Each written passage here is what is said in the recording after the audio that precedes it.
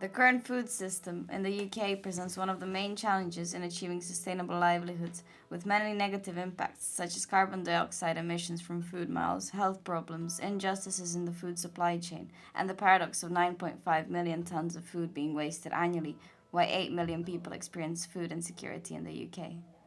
The need for change is undeniable.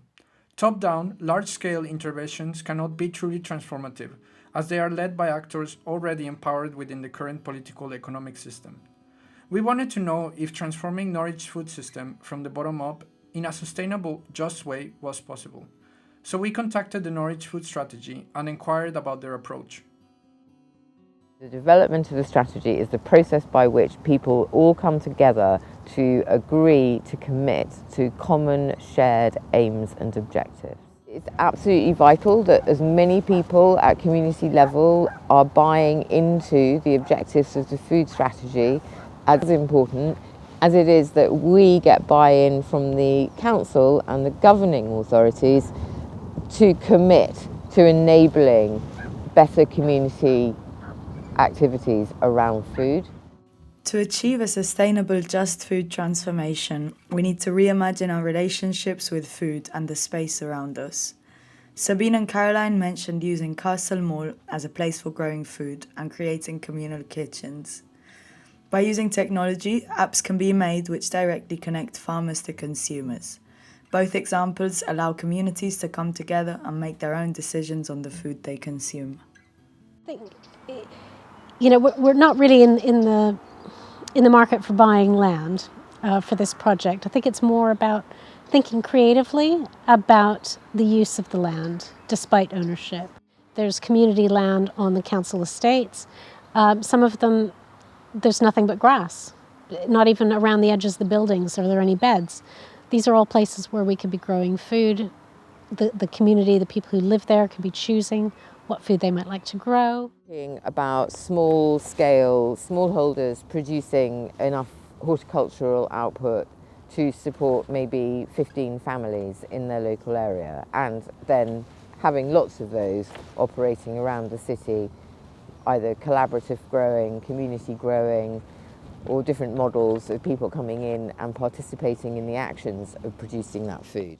Justice needs to be at the heart of sustainable transformations, for they will only succeed if the affected parties see them as fair and legitimate. Fundamentally, this can be achieved by emphasizing the participation of everyone, accountability, transparency, decentralization, and strengthening local capacity. We asked Caroline and Sabina how they would incorporate justice in the Norwich food strategy.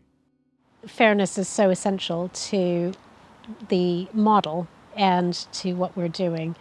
If you can imagine an American donut, two concentric rings, and the idea is that all economic activity should be on the surface of the donut, and anything that's outside the outer ring is where you are pushing on planetary boundaries, and anything that falls in the middle is where human needs aren't being met. So for me, it's really important, partly it's about equity between getting that balance right between the environment and people, and that's one way of doing it.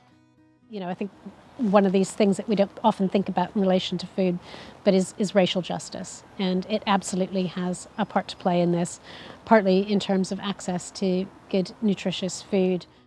The Norwich food strategy is still being constructed, and whether they will succeed in achieving a just food transformation depends on how they ensure that justice and community participation are incorporated.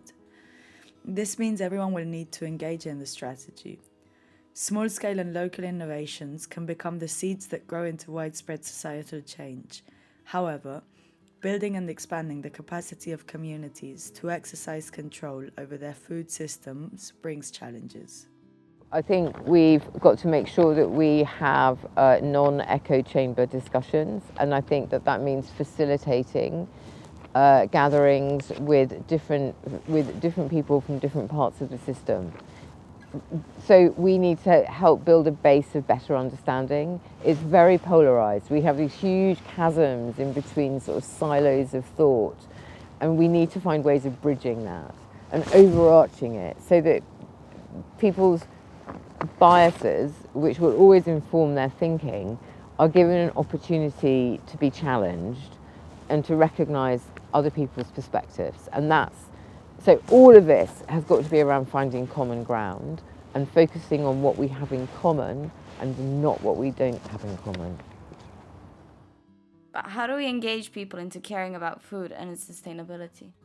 Making use of the creative industries. There's an amazing poet in London who works with women around food access and then presents it in a poetic form. I think we have to maybe be a bit more creative about how those stories are presented. I think that's one way of doing it. But I think that the main important thing is that it just becomes a constant that informs everything that we do. Well, it does for me anyway. Maybe it doesn't for everyone else.